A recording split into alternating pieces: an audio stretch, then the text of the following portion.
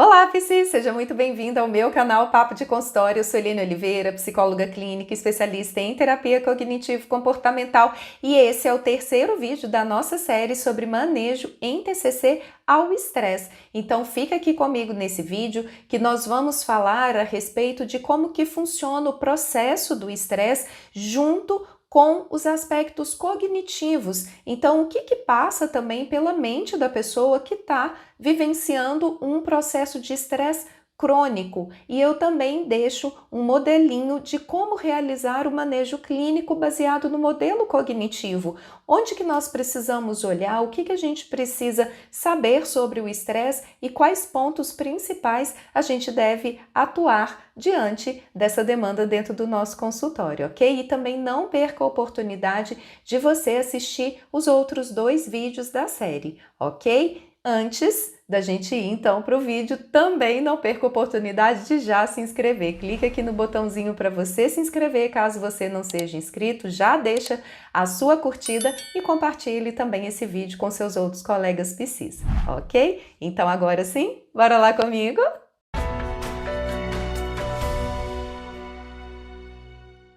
Bom, então no primeiro vídeo nós vimos a respeito do estresse. Na realidade, mais especificamente as características gerais, e vimos a diferença entre o estresse agudo e o estresse crônico. O estresse agudo, então, é aquele pico de energia que é necessário para eu enfrentar uma situação e me ajudar ali a mobilizar recursos que vão favorecer para que eu me defenda ou para que eu resolva alguma situação específica, algum problema concreto.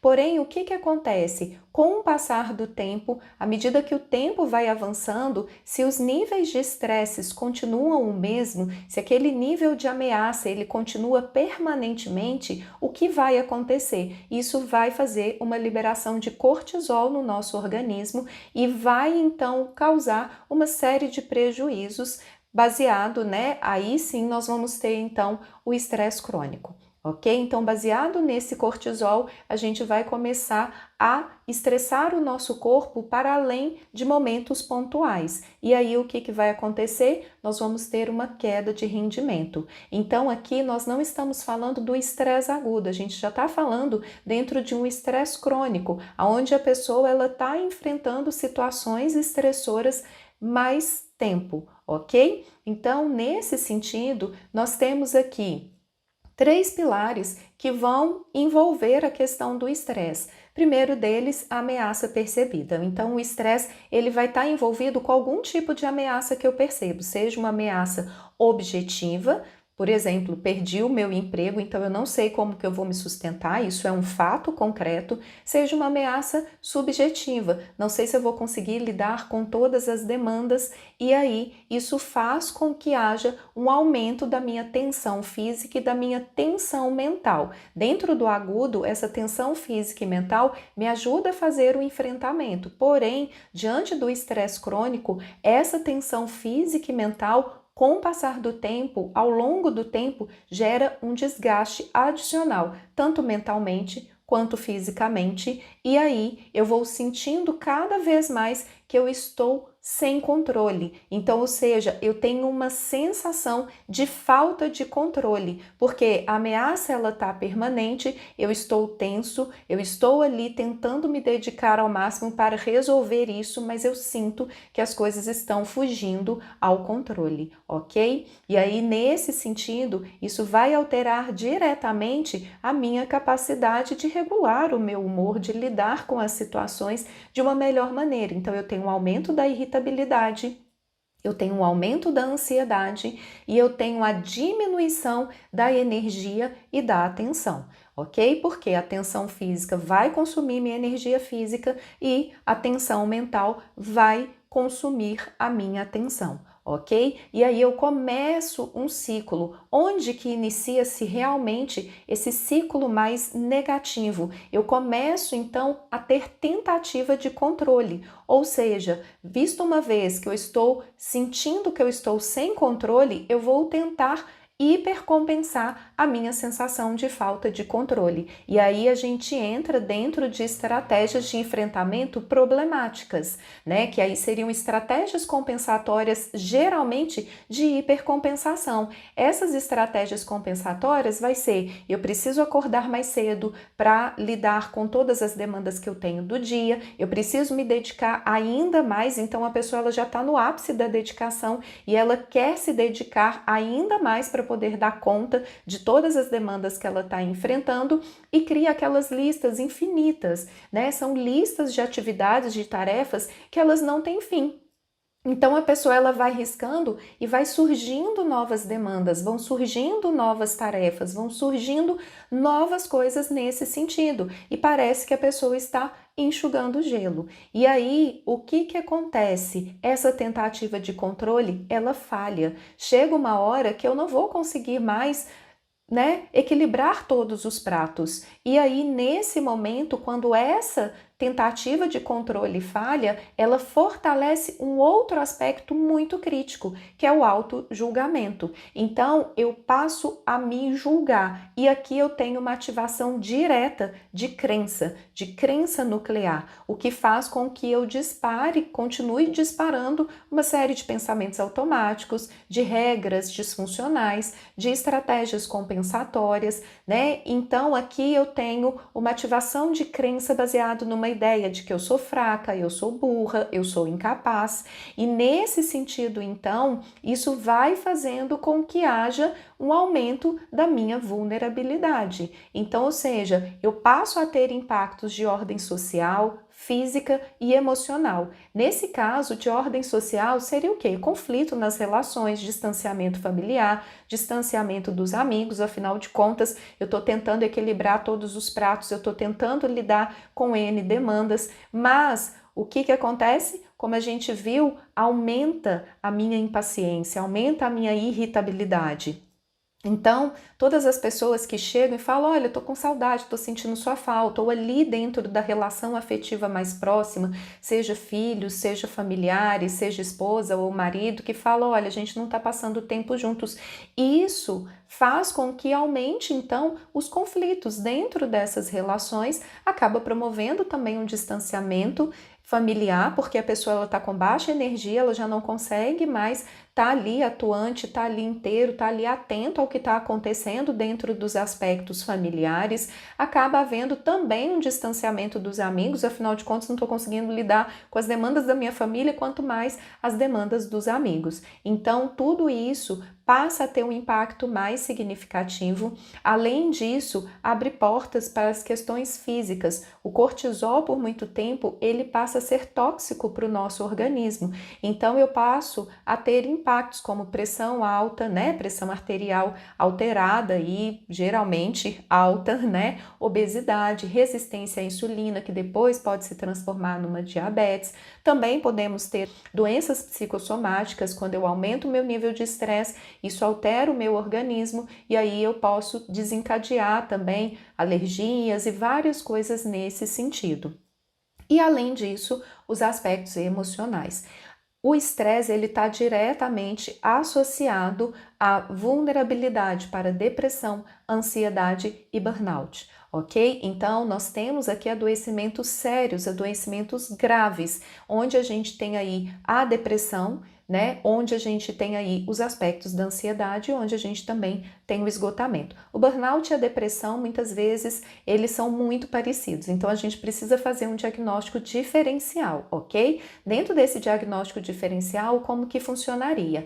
O burnout, ele tem a ver diretamente com a questão da atividade laboral. Então, há o esgotamento e há todos os aspectos, né, sintomáticos voltados para o trabalho. A pessoa ela sai do trabalho, ela volta a ter mais energia, ela consegue gerenciar a vida dela de uma forma melhor.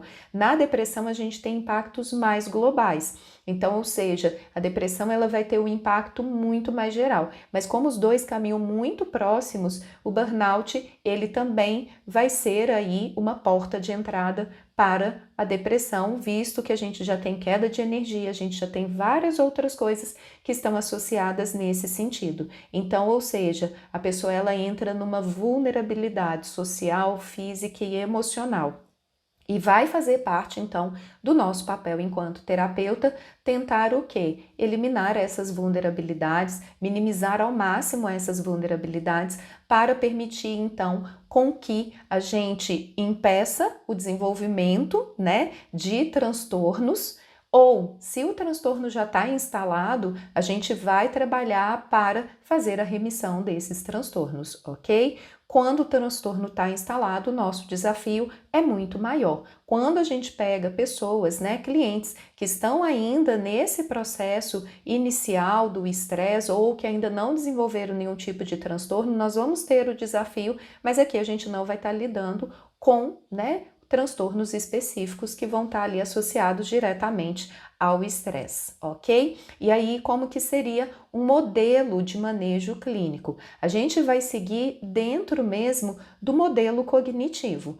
Dentro do modelo cognitivo, nós vamos trabalhar os pensamentos automáticos. Os pensamentos automáticos no estresse, eles seguem algumas distorções cognitivas. Aqui eu coloquei as principais, mas podem existir outras distorções cognitivas, que seriam as distorções 880, né? Então, aquela dicotomia.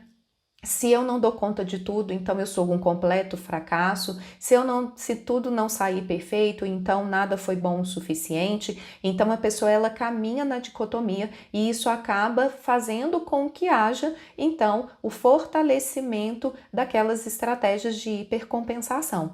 Além disso, a tirania do deveria, eu tenho que. E aí a gente vê que as pessoas que estão passando por esse período de estresse, elas falam isso constantemente. Eu tenho que dar conta, eu tenho que fazer, eu tenho que acontecer, né? Eu tenho que ser. E aí, toda vez que a pessoa coloca essa palavra tenho, algo que seria importante se torna obrigação. E aí, o nosso cérebro enxerga isso como uma ameaça, algum tipo de ameaça, aumenta ainda mais o nosso nível de estresse e vai fortalecendo ainda mais as estratégias de compensação. Ok? E a catastrofização também, principalmente se tiver associado aí a transtornos de ansiedade. Então, é sempre uma ideia, né, de que algo de ruim vai acontecer, algo de muito ruim, os impactos vão ser muito significativos e aí a pessoa acaba também entrando desse elemento da catastrofização, ok?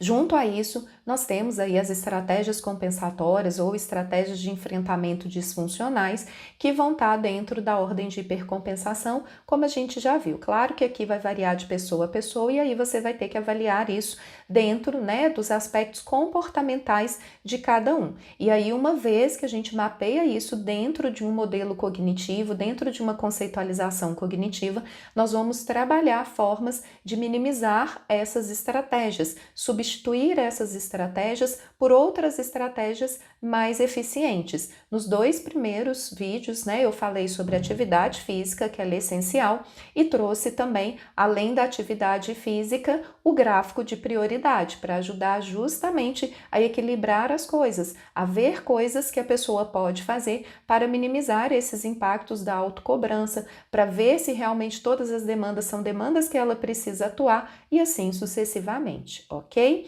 Além disso, as crenças intermediárias. Dentro das crenças intermediárias, nós vamos ter como característico o perfeccionismo. O perfeccionismo, ele vai ser visto como competência. Então, se eu faço tudo perfeito, eu sou competente. Se eu não faço as coisas perfeitas, então eu sou incompetente, eu sou um fracasso, eu não sou bom o suficiente. Então, aqui a gente vai ver que existe uma vulnerabilidade associada à crença também, para que haja um esgotamento a partir do estresse ou para que haja vulnerabilidades a partir do estresse, que é justamente essa característica do perfeccionismo. A pessoa o tempo todo está cobrando altos níveis de desempenho. Quanto mais ela cobra esses altos níveis de desempenho, que muitas vezes são inatingíveis por ela e para qualquer outra pessoa, dentro de um contexto razoável, faz com que ela sinta acha, né, que ela é competente. O problema é que isso falha, como a gente viu, e aí ela passa a se ver dentro do lado oposto, afinal de contas, existe uma distorção 880 aqui, ok? Além disso, a crença nuclear. Então, se eu estou me cobrando competência, significa que a minha crença nuclear está dentro da crença de desamparo, ou seja, eu me vejo como ineficiente, eu me vejo como incapaz, eu me vejo como não bom o suficiente, e isso faz com que todo esse aspecto ele acabe tendo impacto, e aí a gente vê uma sucessão, a gente vê um ciclo permanente do estresse, do adoecimento e da autoexigência, e assim sucessivamente. E a gente também vai ter que trabalhar nos aspectos comportamentais. Dentro desse aspecto comportamental, a gente vai trabalhar a ativação comportamental, principalmente se esse cliente ele estiver aí dentro de um quadro depressivo, né? Então, a ativação comportamental, ele resgatar coisas que são importantes, as relações, os amigos, tempo, né, de qualidade. Então, a gente vai tentar trabalhar nesse sentido, fazendo com que ele se conecte a coisas que são valorosas para ele, ok? Então, é uma ativação comportamental direcionada a coisas que são significativas, a coisas que têm valor real para o seu cliente, ok? Seja a família, seja os amigos, seja o descanso, seja a espiritualidade, e aí você vai ver o que de fato faz sentido para o seu cliente, ok? E caminhar na ativação comportamental dentro desse sentido. Além disso, aquilo que a gente falou, outras estratégias para tentar avaliar, fazer uma agenda, trabalhar outras coisas. Então, todos esses aspectos de ordem comportamental, eles são importantes nesse caso e que vão beneficiar. Claro que aqui a gente tem que tomar um cuidado, porque se a pessoa ela já está sobrecarregada e a gente inserir novas demandas, isso vai aumentar a sobrecarga dela. Então aqui, qual que é uma estratégia importante? A gente já utilizar alguma coisa que esteja ali implementada no cotidiano, que já faz parte da rotina do seu cliente. Por exemplo, a gente pode trabalhar um aspecto também dentro do manejo fisiológico que é de relaxamento ou que é de atenção plena. Só que ao invés de eu pedir a pessoa para fazer mais alguma coisa, eu posso ver na rotina dela o que eu posso inserir. Por exemplo, dentro da atenção plena, a gente pode usar o momento de alimentar como foco na alimentação ali, da pessoa parar, desconectar e ter um momento ali só dela com o alimento, ou a gente pode usar isso no banho, né? Esse banho com atenção plena. Então, na hora que a pessoa estiver tomando banho, apagar as luzes, deixar uma vela acesa dentro do banho, fazer, né, um momento ali de relaxamento, respirar, deixar a água cair, ativar, né, todas as minhas, o aspecto mesmo do tato, do olfato, da visão, da audição. Então eu ouvi o barulho do chuveiro, eu ouvi o barulho da água, eu senti a água descendo pelo corpo, escoar pelo ralo do banheiro, né, todos esses elementos, senti o cheiro do sabonete, sentir o cheiro do shampoo, sentir o toque, né, do sabonete ou da bucha no corpo. Então a gente vai ajudando a pessoa a entrar em contato com esses aspectos. Além disso, dentro do manejo fisiológico, nós vamos precisar também trabalhar o quê? Os aspectos aí de relaxamento. Então a gente pode atuar diretamente com o relaxamento fisiológico, né? Com o relaxamento muscular progressivo, a gente pode trabalhar com respiração, então a gente pode trabalhar com diversos aspectos até conseguir inserir também o mindfulness, ok? Então aqui é uma ideia de modelo clínico para a gente fazer o manejo baseado no modelo cognitivo. Beleza? E aí, nesse sentido, para as distorções especificamente, se você quiser entender um pouco mais as distorções, eu fiz uma série sobre as distorções cognitivas e estratégias de manejo para as distorções. Vou deixar na descrição desse vídeo para você acompanhar também e complementar o conteúdo desse vídeo. Nos próximos vídeos ainda dessa série, que eu vou continuar ainda falando algumas coisas, eu vou trazer outras estratégias importantes. Esse daqui é um modelo inicial, então deixa aqui nos comentários também as suas dúvidas, deixa nos comentários também aquilo que você já faz e que você percebe que te ajuda aí na clínica para manejar as questões do estresse junto aos seus clientes e aproveite novamente para compartilhar com os seus colegas psis, ok? No mais, desejo muito sucesso em seus atendimentos e a gente continua se vendo nos próximos vídeos. Beijo, tchauzinho!